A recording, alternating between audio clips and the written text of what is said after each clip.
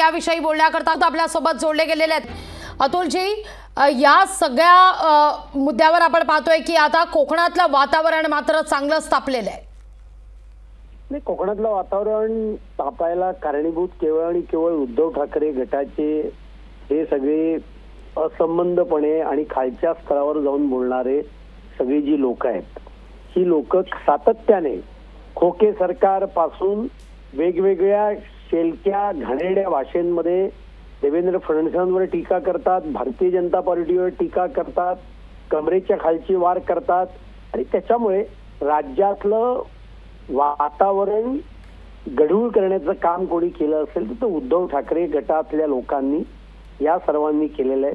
संजय राऊत रोज सकाळी उठतात, शिवीगाळ करतात, वाटेल ते बोलतात, देशाच्या पंतप्रधानांविषयी, राज्याच्या मुख्यमंत्र्यांविषयी, आमच्या अन्य नेत्यांविषयी आणि त्याच्यामुळे हे सगळं वातावरण बिघडवण्याचा जाणीवपूर्वक प्रयत्न चाललेला आहे।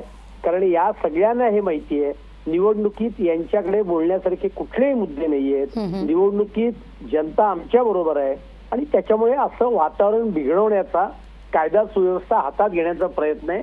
मात्र हे खपवून घेतलं जाणार नाही, यांच्यावर कठोरातली कठोर कारवाई केली जाईल।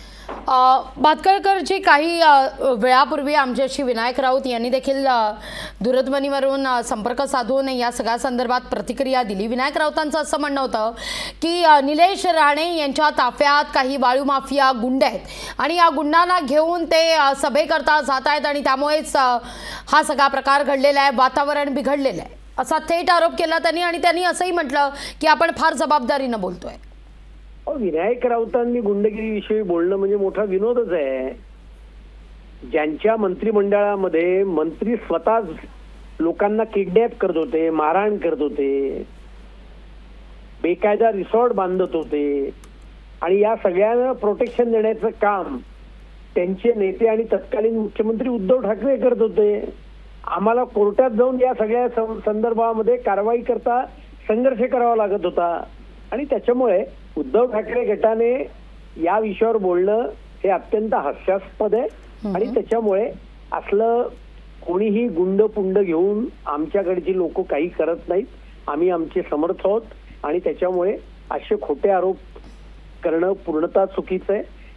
कठोरातली कठोर कारवाई या पक्षातल्या समाजकंटकांवर करण्याचं काम सरकार करेल, हा मला पूर्ण विश्वास। निश्चित, धन्यवाद आमच्याशी संवाद साधला त्याबद्दल। लोकशाही मराठी ऐका, पहा, जागरूक रहा।